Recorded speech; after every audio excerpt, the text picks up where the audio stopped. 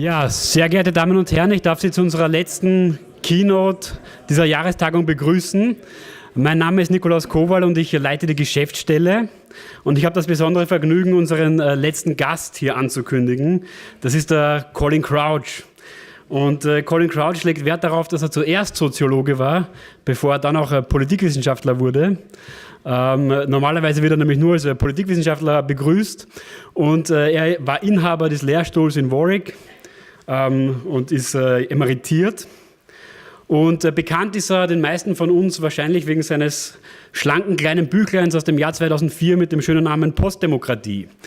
Und Sie wissen ja vielleicht, die Kernthese dieses Buches ist, dass sich sozusagen in der Demokratie, dass die formalen Regeln noch funktionieren, aber auf einer Vorderbühne sich ein Event- und Showcharakter abspielt, der sozusagen irgendwie von den Menschen dann in den Medien wahrgenommen wird, dass die wahren Entscheidungen aber hinter den Kulissen getroffen werden von Machtzirkeln aus Politik, Medienleuten und PR-Beratern und Lobbyisten natürlich. Und ja, und das war, glaube ich, für viele eine sehr eingängige Definition der Zeit oder der Demokratie, in der wir leben. Interessanterweise hat sich das Buch in England sehr gut verkauft, noch besser allerdings in Italien. Und am allerbesten und am allermeisten Exemplare sind weggegangen auf Deutsch. Und das ist das Faszinierende auch bei Postdemokratie, dass Colin Crouch damit sozusagen gerade beim deutschen Publikum sehr viel Aufmerksamkeit erregt hat. Und gestern war noch ein Politikwissenschaftsprofessor aus Siegen hier und ich habe ihn gefragt, na kommen Sie morgen und hören sich den Crouch an. Und der hat gesagt, nein, den habe ich nämlich in jeder zweiten Seminararbeit, die ich zu überprüfen habe. Und dementsprechend ist er zu Hause geblieben. Nichtsdestotrotz freuen wir uns ja alle, dass du hier bist. Und du hast natürlich noch ein zweites wichtiges Buch geschrieben in 2011, Das befremdliche Überleben des Neoliberalismus, wo du, ich glaube, einen sehr kreativen Gedanken gefasst hast, nämlich, dass der Staat und die Konzerne sich gegen den Markt verbündet haben und dass ja der Markt sozusagen unter gewissen Umständen ja die Quelle des Wohlstands sein kann. Das ist aber sozusagen eben aufgrund hier gewisser Allianzen und Interessensgruppen eigentlich zu Störungen dieses Marktes kommt. Und in deinem jüngsten Buch, Die bezifferte Welt aus diesem Jahr, beschreibst du die Kommerzialisierung des gesamten öffentlichen Bereichs. Und was das auch bedeutet, natürlich sozusagen, wenn die Menschen als Kunden wahrgenommen werden, wenn der Bürger als Kunde wahrgenommen wird, heißt das ja sozusagen, dass einer, der finanzkräftiger ist als ein anderer, sich dann auch beim Staat sozusagen entsprechende Vorteile erkaufen kann. Dass das sozusagen die Gleichheit der Bürger in Frage stellt, was auch sehr gut zu unserer Jahrestagung und dem Thema Ungleichheit passt. Gut. Ja, das war, glaube ich, schon das Wichtigste, was man zu Colin Crouch in aller Kürze sagen kann und wir freuen uns sehr auf deinen Vortrag.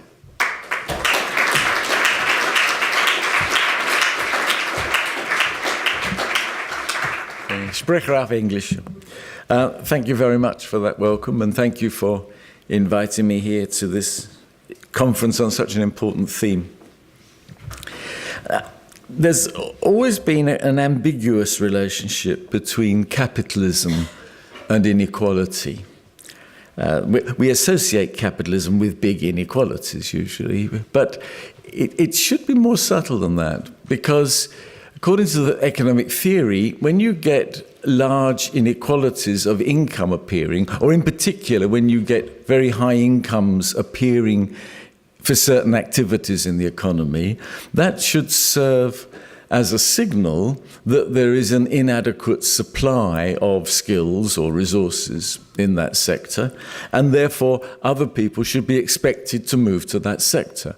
As they do so, the supply increases and the high incomes should come down. So in the theory, high incomes are partly to be interpreted as a signal of inadequate supply, which should then be remedied. So a capitalist economy should really see periods of rising inequality, which are then decline again. So it should not be a system where inequalities just keep rising. It should be one of a wave-like pattern of inequality. This very rarely happens in practice. Unless there are exogenous factors, which we'll talk about in a minute. In reality, it proves very difficult get that process to happen, because usually there are barriers to entry. Usually existing stakeholders in a sector are able to exclude newcomers, or it's simply too difficult to enter sectors where rewards are particularly high. Normally, one only gets this egalitarian effect of capitalism, where there is a very active Mittelstandpolitik deliberately designed to prevent very large concentrations of wealth, but to encourage middle-sized concentrations of wealth. So in practice, capitalism is associated with high inequalities. On the other hand, democracy requires certain kinds of equality, in particular the formal equality of one person, one vote, one citizen, one vote. But around that come a series of other equalities. And so there will always be a tension between the formal equality that democracy requires and the inequality that a capitalist economy tends to generate, because the market doesn't work perfectly. This comes to a surprise to us today, because for so long we were told that capitalism and democracy were more or less the same thing. Certainly a lot of American political thinking would not distinguish between capitalism and democracy. This was not so if you go back to the 19th century, when democracy was seen as a serious threat to liberalism, because democracy was seen as being the rule of huge majorities who would crush minorities. And if capitalism was associated with liberalism, then democracy was seen as an enemy of both liberty and capitalism. But that changed in the second half of the 20th century, particularly when the main opponent, the main counterpart out there, was the Soviet Union, which had neither capitalism nor democracy. So we've become accustomed to seeing capitalism and democracy as bedfellows. They go together, it seems. But there will be this tension between the formal equality of democracy and the real inequality of a capitalist society. The question is, obviously we can tolerate, we always do when we have a formal principle and then an empirical reality. We always expect there to be divergence between the two.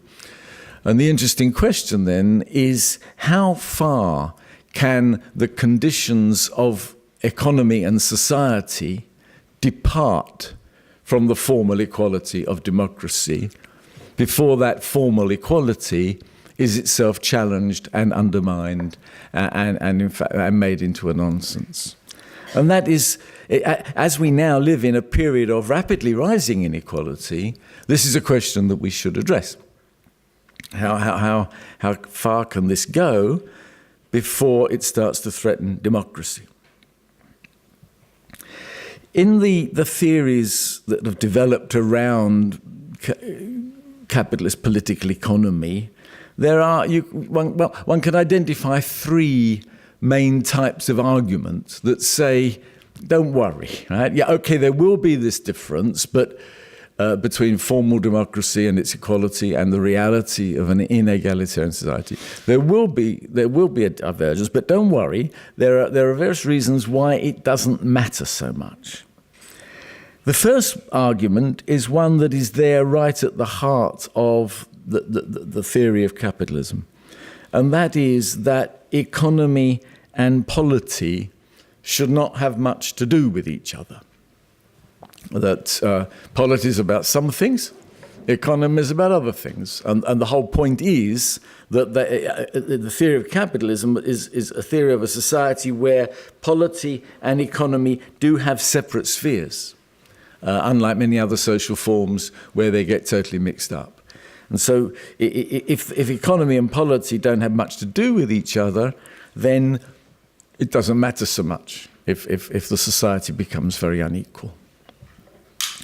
This has never really been realistic. It was partly realistic, I suppose, in late 19th century or mid-19th century Britain, where the capitalist economy developed without government taking much interest in it, actually. And or having anything much to do with it, except, of course, that the state did underwrite the laws of property and defend property owners against people who wanted to take their property away from them. So it was always guaranteed the capitalist economy, but it wasn't very involved in it. But for most part, certainly the history of the 20th century is a history of a lot of involvement, mutual involvement between economy and polity. So it was never a very good argument, but it's certainly if you talk to a neoclassical economist and complain about the growing power of business lobbies, say, the answer will be, if government kept out of the economy, there would be nothing for business lobbies to do. So the answer is to get the government out of the economy, then you needn't worry about lobbying power. And it's a seriously made argument. The second set of arguments, and that's a kind of that argument about economy, polity separation is a sort of classic one. The other two arguments develop very much in the context of post-Second World War United States political science. And the first one is the argument about pluralism or polyarchy, associated originally with Robert Dahl, who saw the politics as at its best and at its most democratic when it was like a market. In other words, there were a lot of issues out there in politics. There were a lot of interests involved. You win some, you lose some. Some people win on some issues, other groups win on other issues. So long as that happens, so long as it's like a market with lots of things going on, with no one dominating, then it doesn't matter if there's inequality, because no one wins overall. If one interest starts to win overall, or a small number of interests start to win overall, then democracy is challenged. But so long as there's a diversity of power bases, so that some people win some issues, some people win other issues, then Dahl would argue, he later came to change his mind, but he argued in the 50s and 60s and 70s, then that's all right. The inequality can be tolerated and made compatible with democracy. The third set of arguments I derive from the theory of collective action associated with Mansur Olson, another American, political economist, I suppose we call Olson. And this was the argument that actually organizing for political activity in civil society was extremely difficult to do. And he had his own particular arguments that I won't need to use today. Well, yeah, I do need to use them. So his argument was that the contribution that any individual makes to a movement is very, very small. So if there's a demonstration against TTIP going on in Berlin and you think, shall I go and join that? You think, no, it'll cost me to travel to Berlin. What difference will it make? Me, one person more or less, doesn't make a difference. And of course, if the campaign against TTIP were to be successful, you would benefit from it, whether you'd taken part in the demonstration or not. People wouldn't say to you, you didn't march against TTIP, therefore its rules are going to apply to you. So you get, there's no difference made by your contribution to the movement, and if it does succeed, you gain anyway. So in other words, the incentives to take part in political action of a collective kind are very small. So in other words, for Olson, it's surprising really that much does go on in terms of political action. So if we're worried about what happens to the formal equality of the electoral process once governments are elected, the argument would be, well, actually, not much else is there. It's a sort of thin space. Some people do manage to get organised, but in general it's a thin space, so you needn't worry. Now it's interesting that these last two arguments both did develop during that period of post-war United States, in particular United States. That is the period that Thomas Piketty reminds us in his wonderful book on capital in the 21st century. He reminds us was a period of unusual decline in inequalities. period that he dates it starts after the First World War and goes on to the 1970s, where mainly actually through chaos and destruction, inequalities are reduced because war and the Great Recession destroyed a lot of wealth. And Piketty says this is a very unusual period, as far as we can tell. I mean, his own data go back to the 18th century. He says that it was a strange period for inequalities to be reduced in such a way. And he argues that a lot of the economic theory that we have today actually developed in the 1950s and 1960s. It developed during that period of unusually low inequality, and mainly developed in a country, the United States, which historically, in the 19th century, had been far less unequal than European societies. So someone writing in that period, the post-war period, particularly in the United States, is very likely to be very complacent about inequality, to say, yeah, there's not so much of it, don't make such a fuss. Now, we know that period has now ended, and Piketty has described it to us.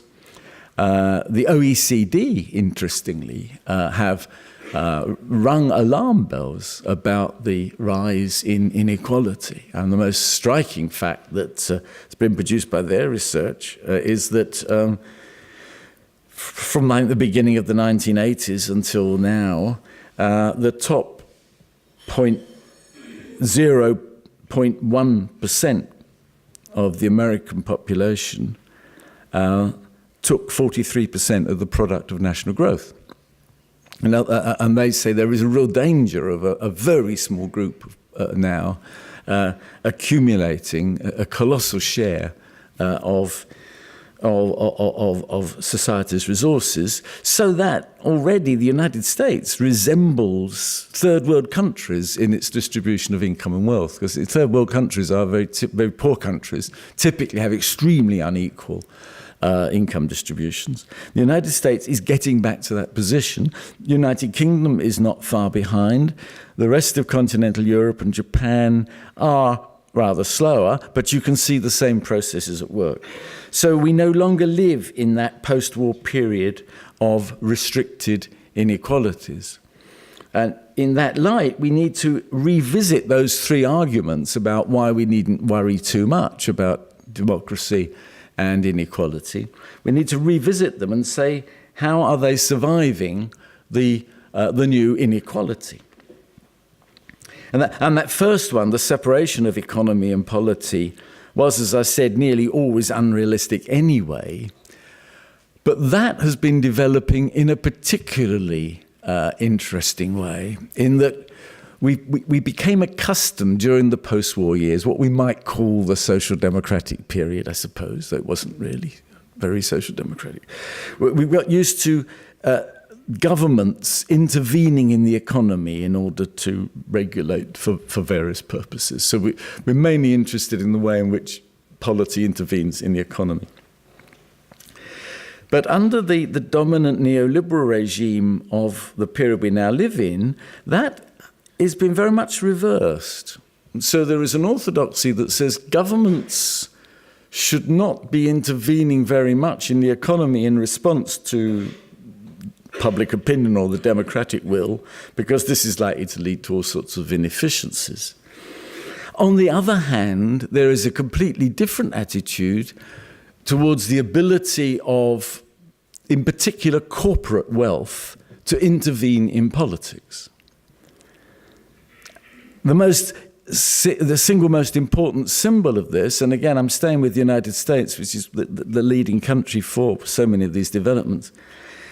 Two recent decisions in the Supreme Court have given corporations all the rights to intervene in political action that individual citizens have, apart from being able to vote.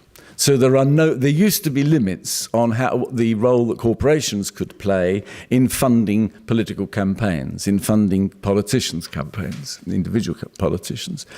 These have now all been put away, and there's now absolutely no limit on the interventions that corporations can make in political action, whether it's lobbying or actually directly funding candidates. In fact, it's impossible to be a candidate for any important election in the United States unless one has at least some corporate backing. It's as though corporations have a kind of veto power over who is permitted to participate in elections, at both obviously the federal level, but also at the level of state legislatures.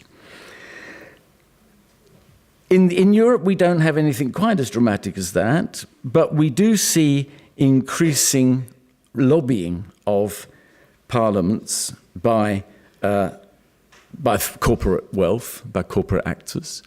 The European Parliament and the European Commission are definitely sites of very intensive business lobbying, as are national governments and parliaments. And there one can see, I think, two processes that, just quite apart from just the sheer increase in inequality that makes more resources available to corporate wealth, one can see two processes at work. One of which is globalization, which makes it increasingly possible, and this is a very familiar point, I'm not telling you anything new here, makes it possible for corporations to say to governments, well, we will invest in your country, but we want certain conditions. Or we're investing in your country now, but this may change unless certain conditions are met. These might be about taxation, they might be about labor laws, they might be about environmental legislation.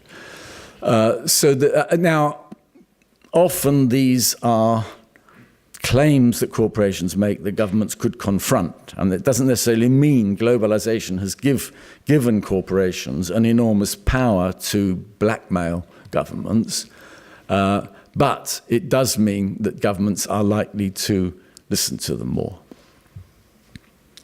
The second point, and it's a related one, and that is that governments are increasingly themselves sensitive to the need to create jobs and are increasingly aware that the importance of having jobs is an argument to use with their public. During the Keynesian period, which ended in the end of the 1970s, the governments really undertook to guarantee full employment through their own demand management. Since that either failed or became impossible, the governments no longer take that responsibility. And so the pressure to provide work then falls on everyone, really. And it means governments can say, unless we're willing to do X, Y, Z in our country, then we won't get jobs. And the only way you can get jobs is if corporations are willing to provide them. And just an example of the kind of thing that will be said.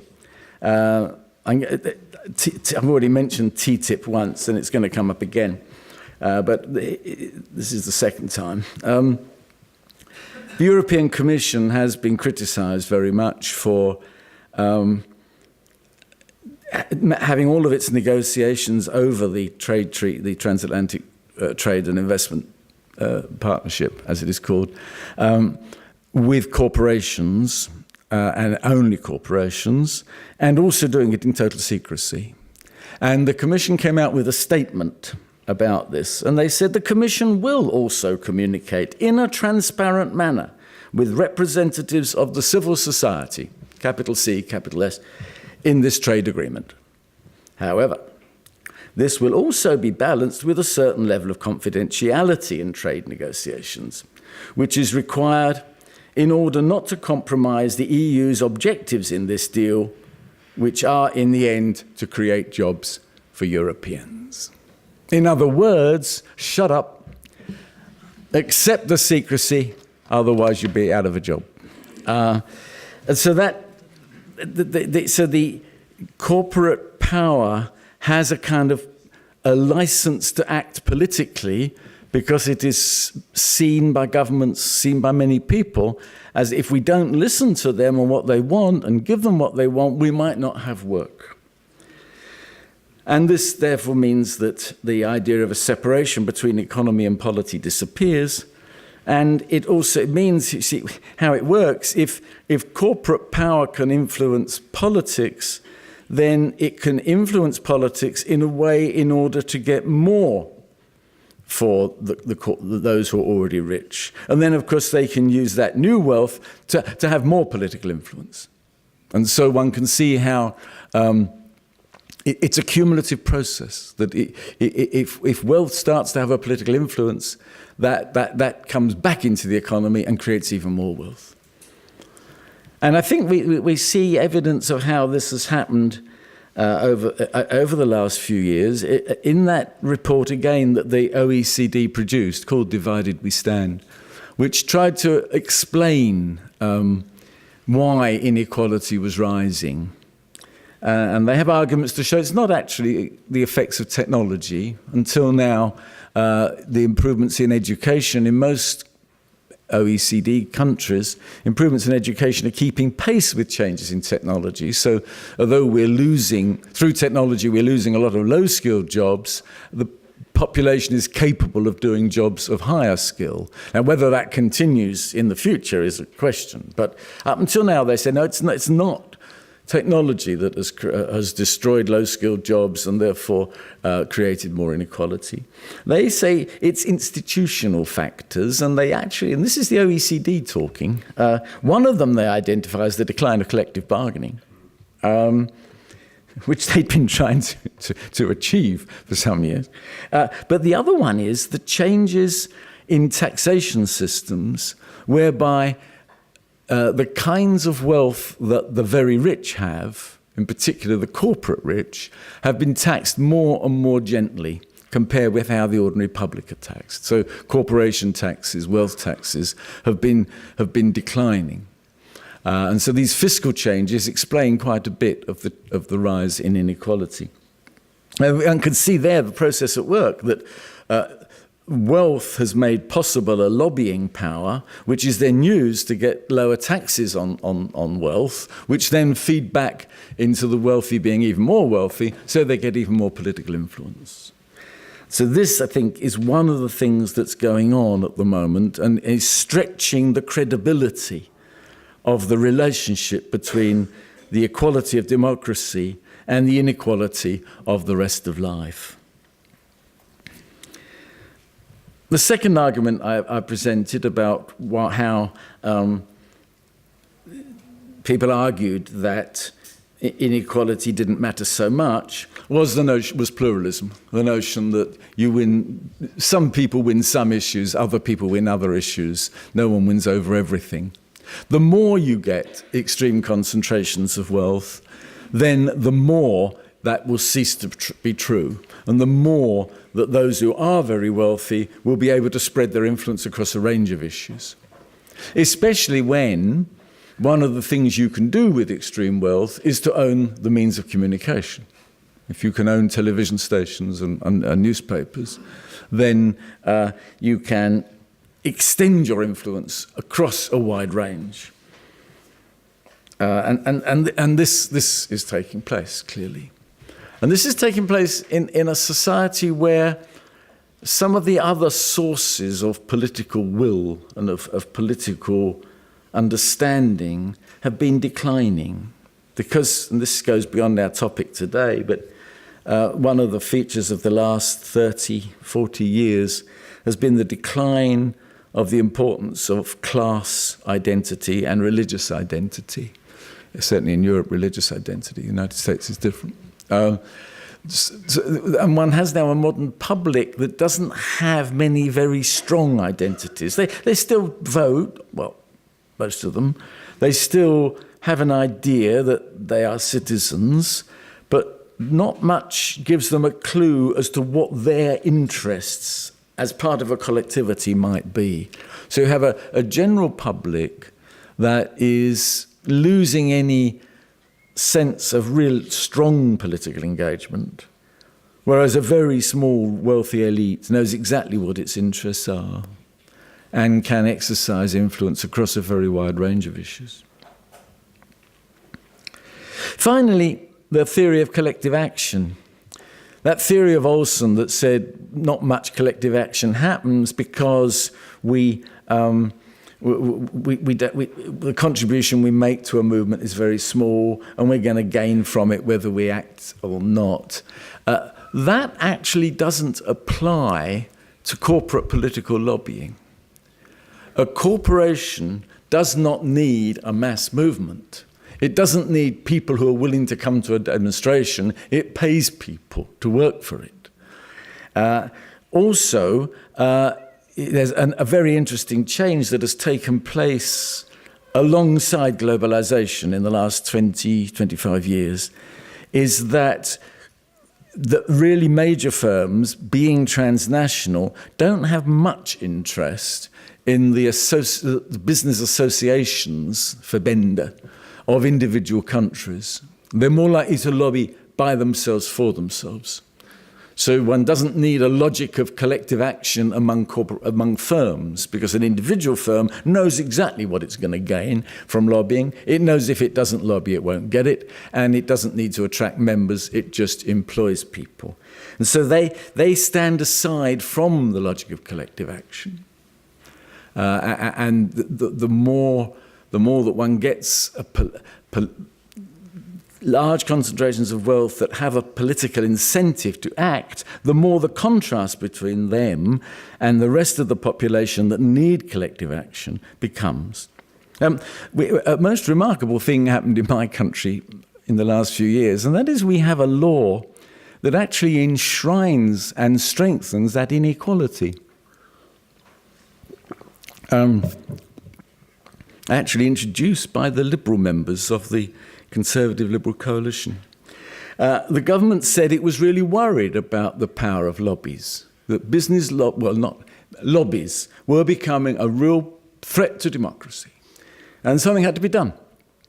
And so they introduced a law called the Lobbying Act, which it doesn't stop people lobbying, but it imposes certain kinds of control, various regulations that must be abided by trade unions and by any group that is organized for the purpose of lobbying governments or local governments. The law doesn't apply to the political lobbying of individual corporations because they're not organizations formed for lobbying, right? So you get to a case that might occur, supposing Lidl want to build a new huge supermarket outside of a town, and the local shopkeepers think this might be a threat to their business.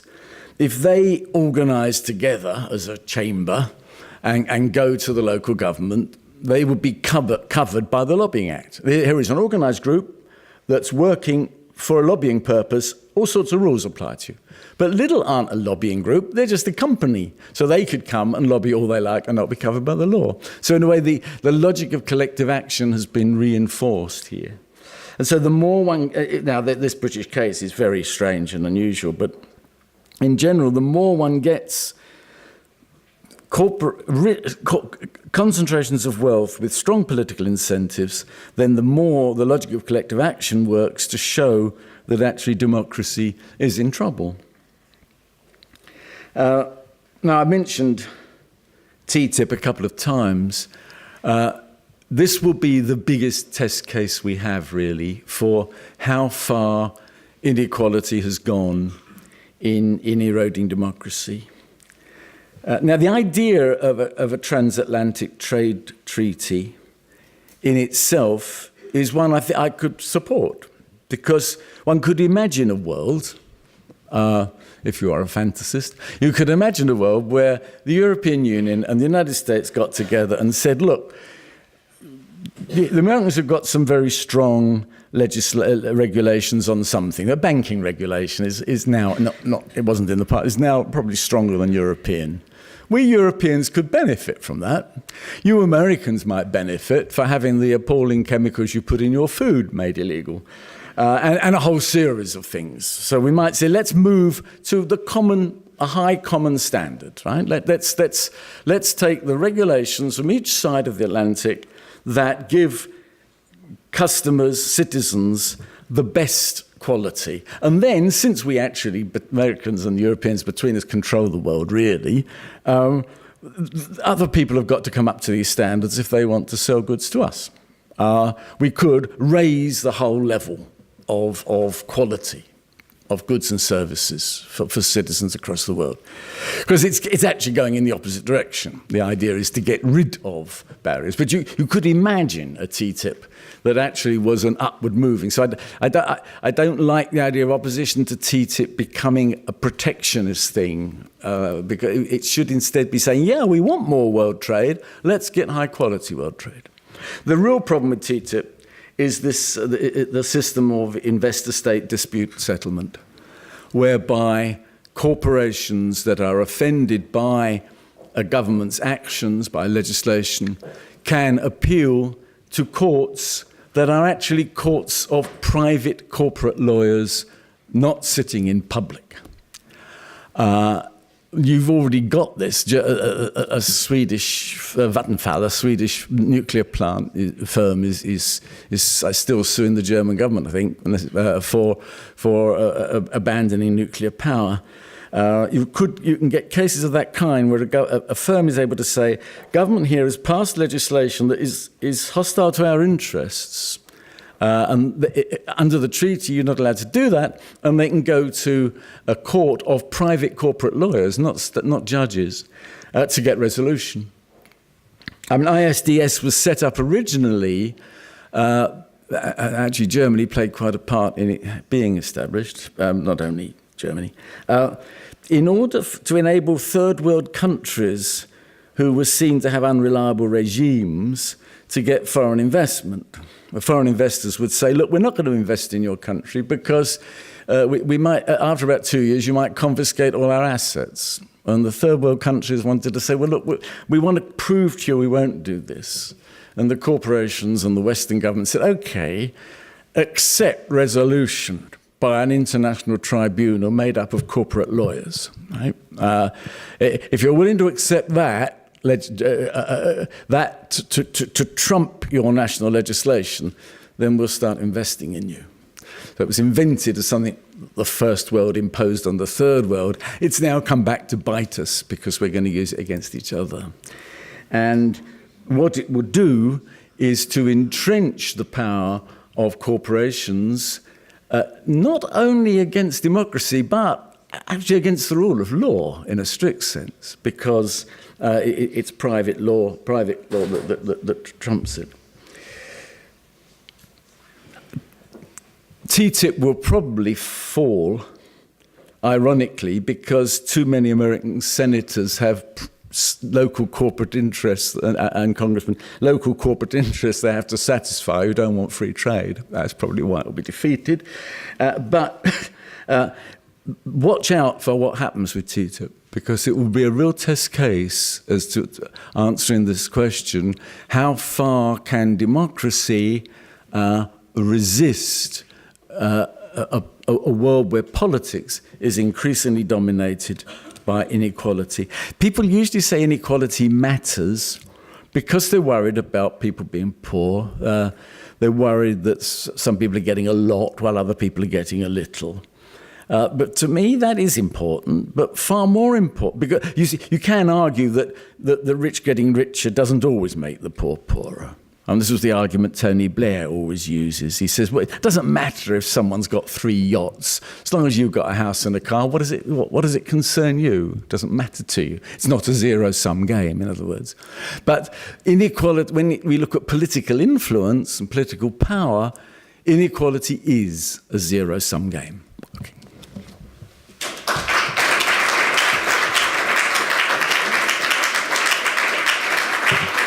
Yeah, thank you very much, Colin. We'll have some questions now, maybe. Ja, wer möchte denn gerne eine Frage an Colin Crouch richten? Bitte um ein Handzeichen.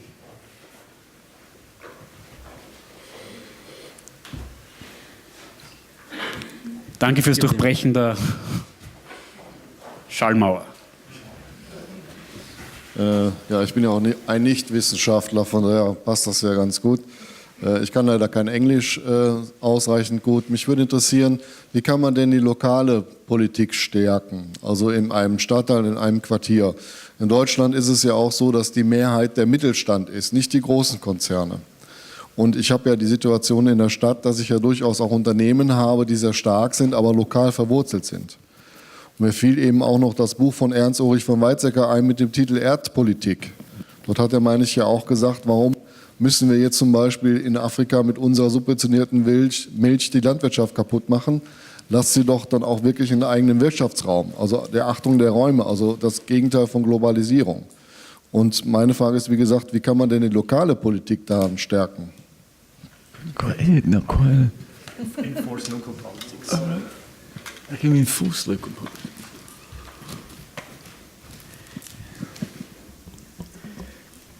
Well, it's difficult to answer that question really without knowing what context of relations between national and local government one has and what kind of powers local governments have.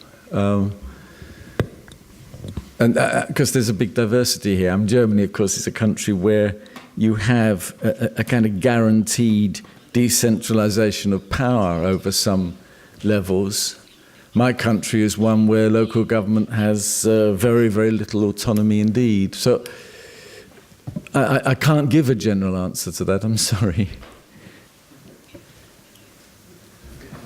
You want to use this? Oh, yeah. Oh, yeah. Yeah.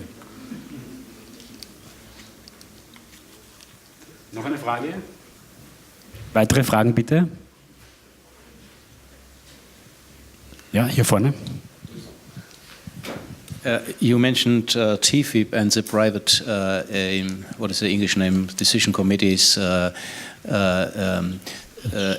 I think we should dig a little bit deeper into international law, because I see a general contradiction between competition law and labor law and social law. For example, if you take the European Court of Justice intervening in the strike law of Sweden, the case KOWALL, because it was said that the Swedish union striking against a foreign company was intervening in the freedom to provide services.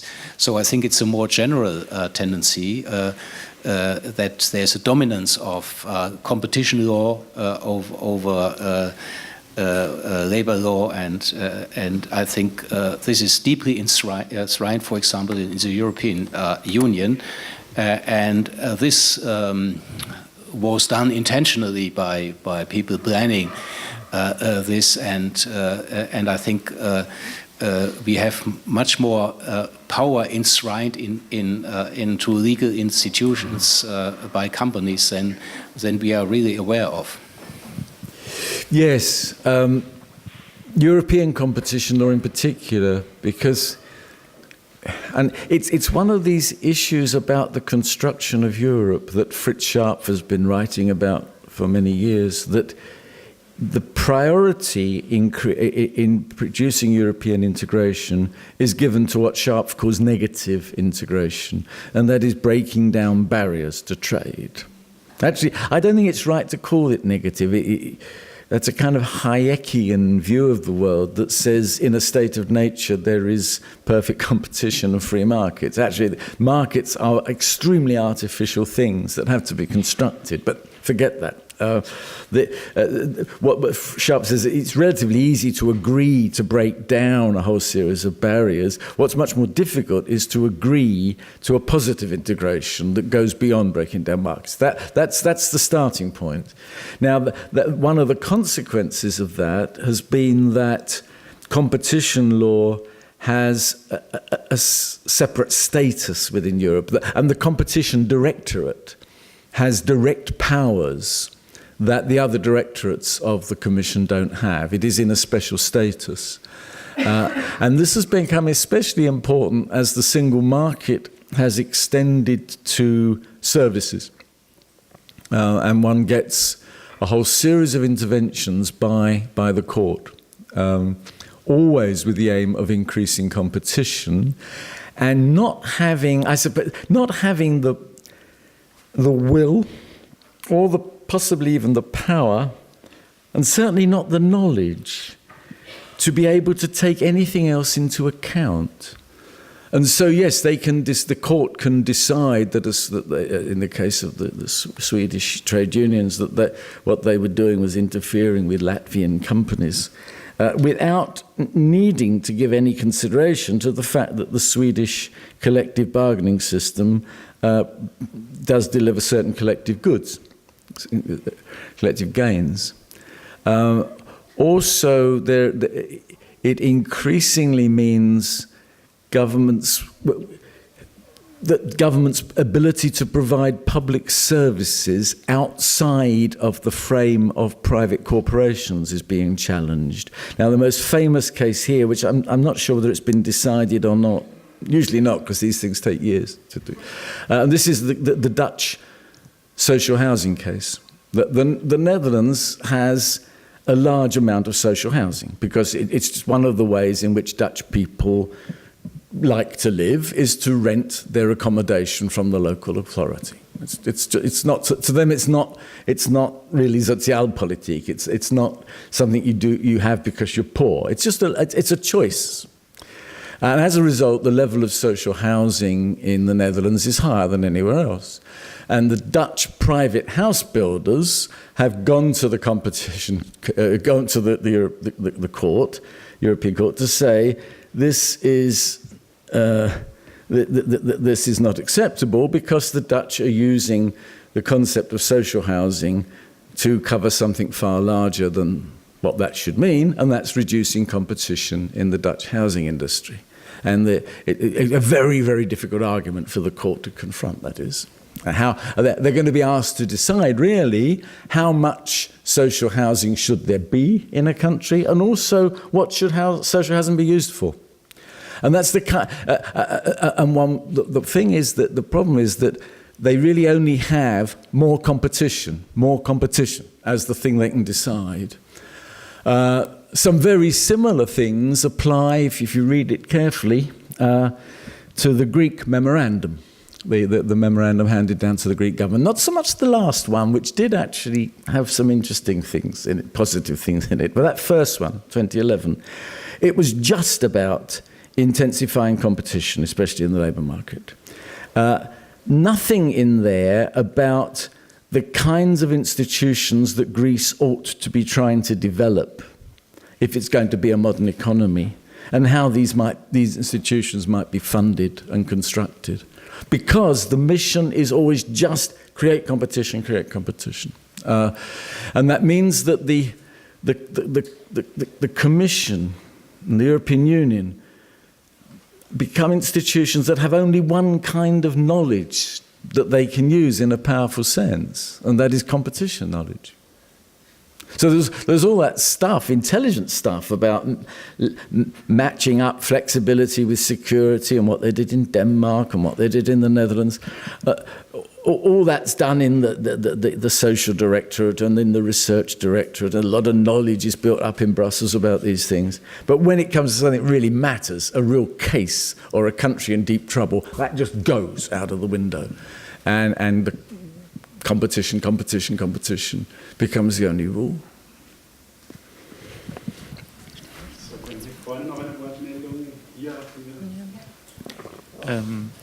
Deutsch or English? My name is Volker Wulff from the University of Siegen. It's a really impressive talk and a very important point. Still, I just wonder. I mean, the rich versus the rest of the society. If you is a sort of a simple model, and if you look at if you were looking at the contradictions among the different fractions of the rich, like if you look at energy industries right now, like look at the old coal industry in Germany versus the more sustainable ones. How does that? Isn't there also a certain balancing power? Or how do you judge that with regard to your model? Yes, I'm looking globally.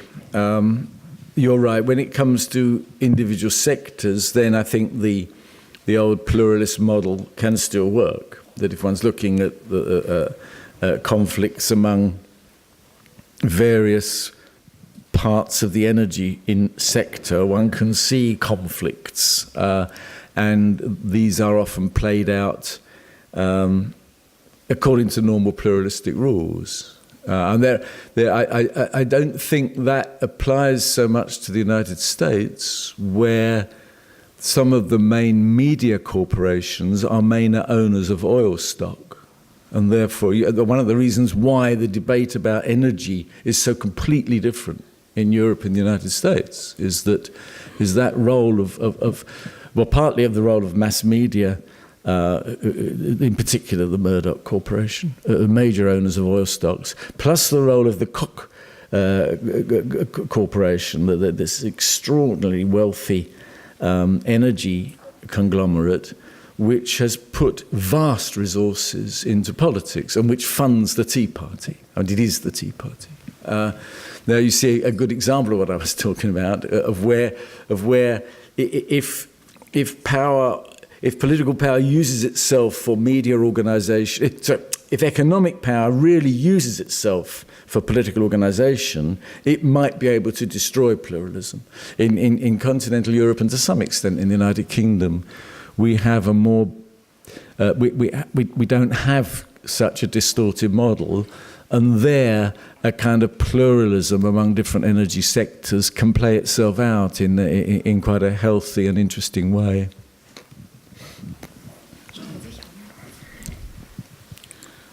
Hi, I'm Jule Westerheide from University of Duisburg-Essen, and I'm particularly interested in the idea that you gave us about the relation of lobbying and state interventions, or the polity of the governments. And I wonder if I agree to that idea, to that model, because, well, taking on the example of the refugees crisis, for instance, there was interventions, that reversed interventions you just spoke about, of the corporate wealth, saying or pressuring the government to a more liberal polity in regard, obviously accompanied by the idea of lowering the standards of Mindestlohn for these refugees. Obviously, that was a very concrete economic interest of in labor force, in foreign labor force that they had at that point. Somehow, the government reacted to that, but still, there is another role of that state intervention, having to assure a sort of political stability, which also is in the interest of the corporate wealth, so to say, but rather in the long run. And there's a temporary interest in having that foreign labor force, maybe not calculating with the impact of political instability that might lead to that. So I'd say that the state intervention has a more general role than only obeying to the lobbies or the interests of singular interests of corporations. Yeah, it's a good point. You've chosen a really difficult example for us too, haven't you? Right, one that it's always best to give people examples where they find it hard to make up which side they're on. Yes. It was Karl Marx who said that the government in a capitalist society was a committee for regulating the general affairs of the capitalist class, because individual capitalists will want to pursue their own interests, and they need something to serve the collective interest of capital. And I think that a lot of what Marx said was wrong. That when there are that notion that actually order does have to be maintained, that the rules of property, so forth, have to be maintained by an institution that stands outside the particular individual interests. Yes, that's... it's not necessarily about democracy, that it is about the constitutional state, the Rechtsstaat, all those things. Yeah. Good point. Good point. Hello, thank you for your speech. I'm studying in Wuppertal politics and economics. My name is Jonas, and maybe I express my question in German, so I'm sure that it's right. Denken Sie, Bürgerinnen und Bürger könnten sich mit politischem Konsum zumindest einen Teil der politischen Souveränität wiederholen und dann im größeren Rahmen vielleicht sogar könnten Fairtrade-Produkte globale Ungleichheit effektiv bekämpfen. Could you say just more simply? It's a problem I have of hearing, so and I can't hear that either. So it's a hearing problem. If you can influence politics by your consumption behaviors. Oh yes, that's right. Yeah. Yes, there's a wonderful article by an American woman called "We Might Not Vote Anymore, but We All Go Shopping," right? And it works. It works in certain specific cases where you have products that are fashion sensitive, right?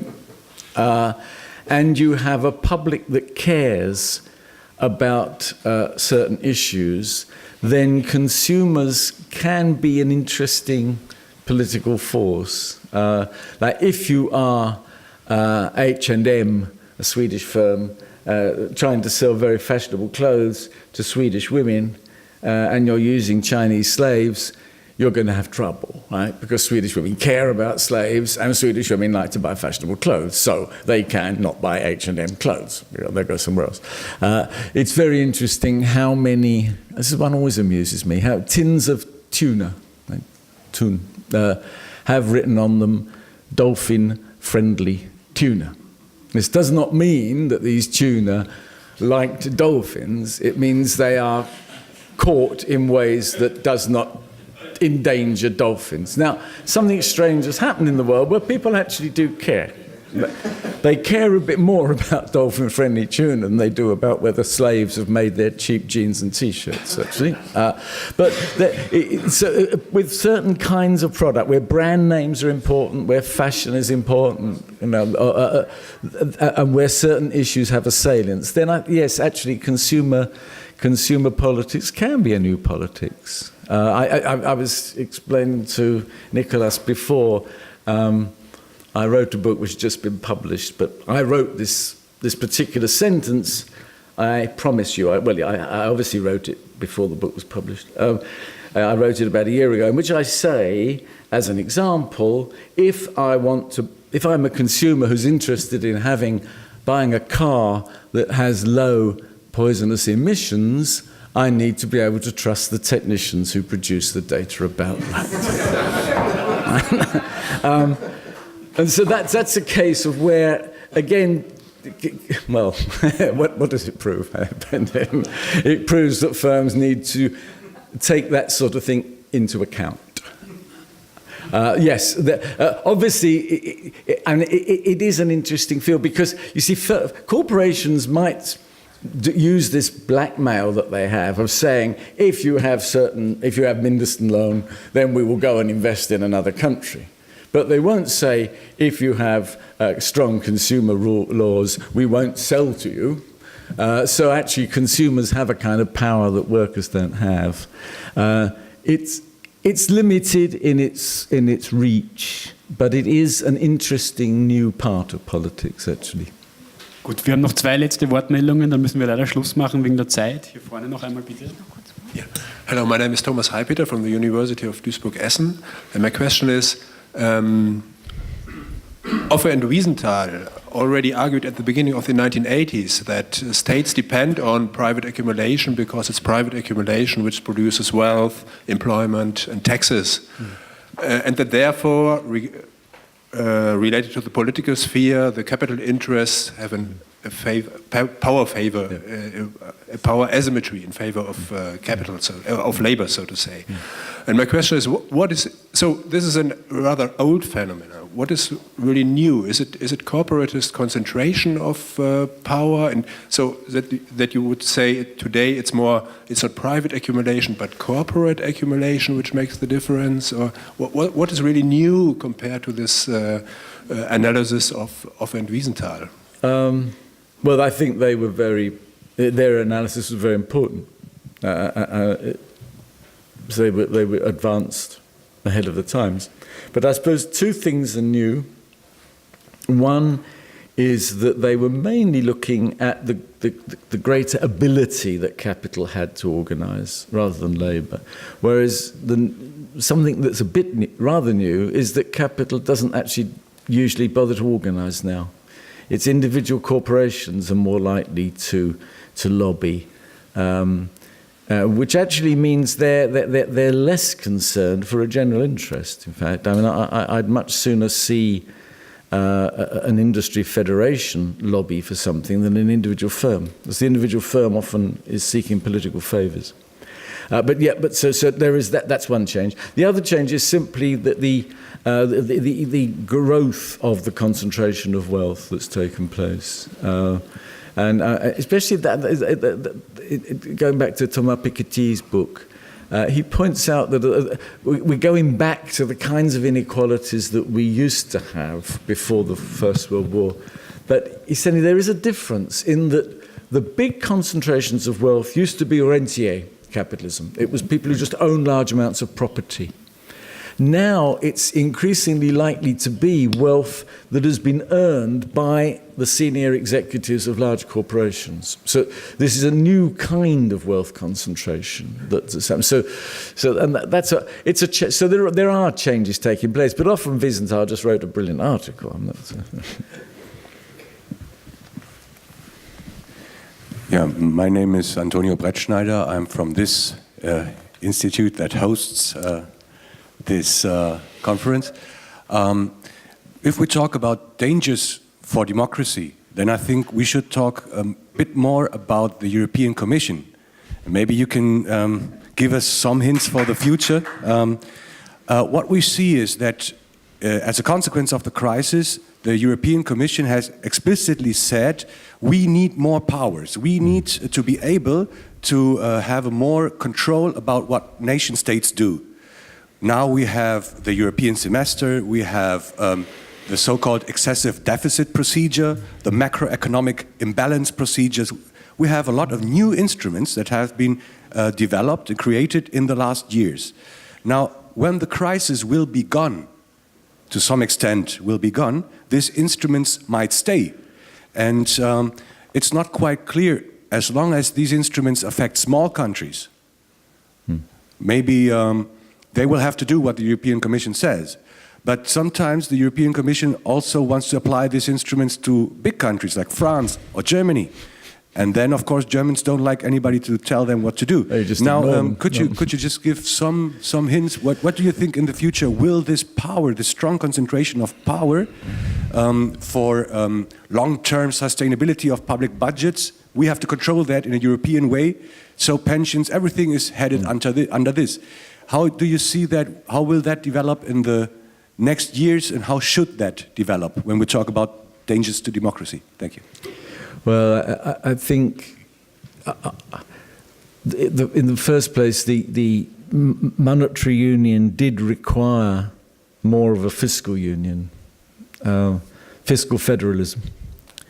I would say it was a kind of neoliberal error that said that you could have a shared monetary policy without bothering so much about fiscal policy. It was believed that if you just controlled the monetary aggregates, everything else would be forced to come into line. Now, the reason it went wrong was because no one realized at the time that banks were going to be involved in this extremely irresponsible lending policy, whether it was about individuals with their mortgages or entire countries.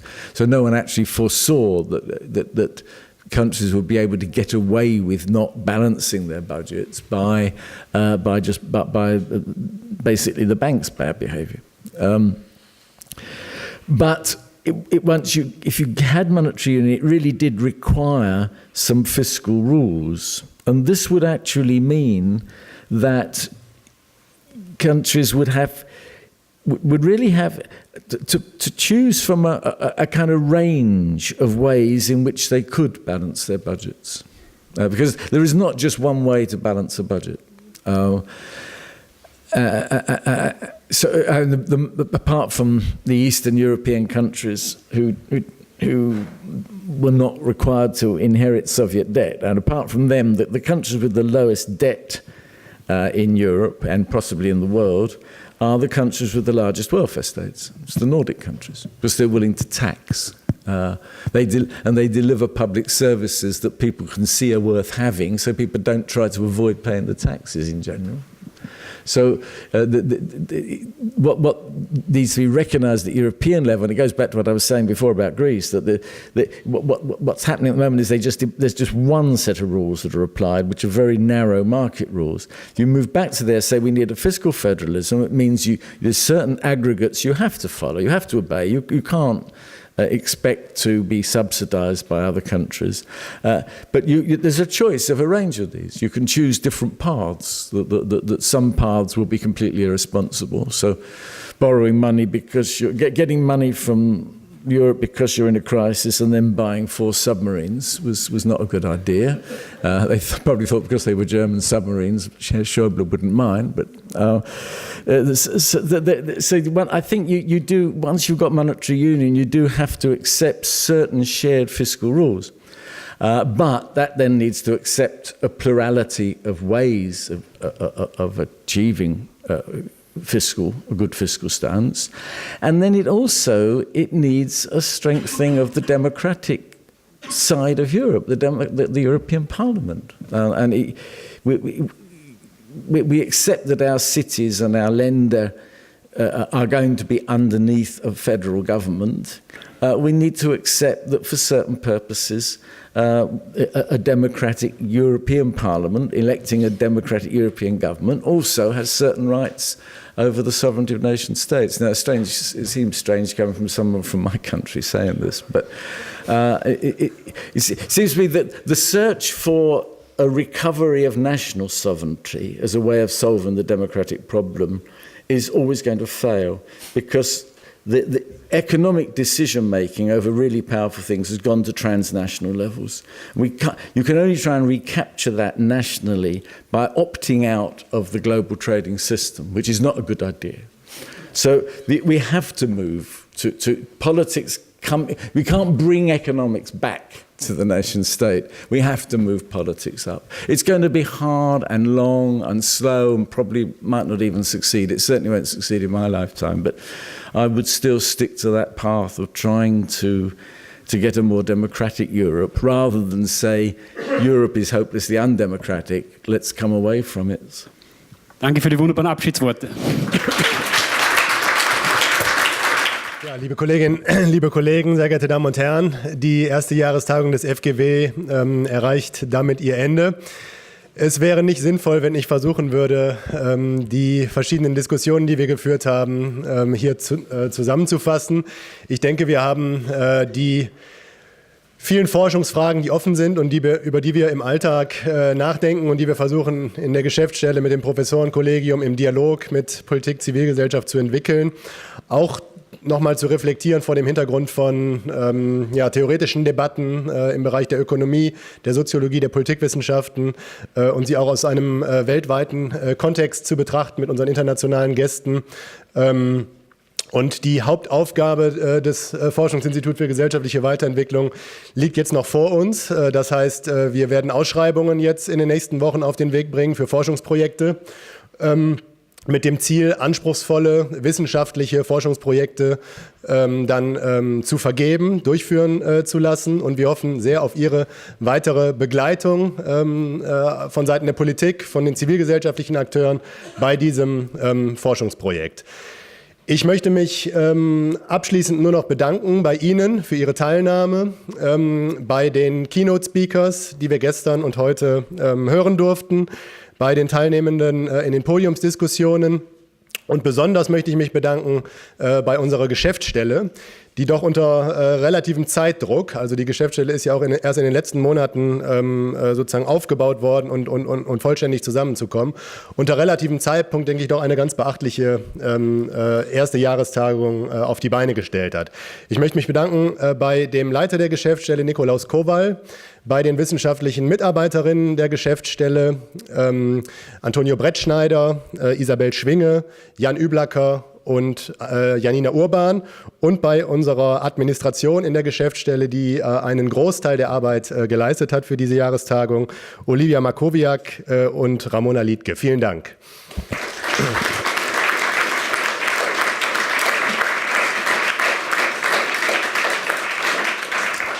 Ja, und damit bleibt mir nur, Ihnen ein schönes Wochenende zu wünschen und wir bleiben im Kontakt. Bis bald.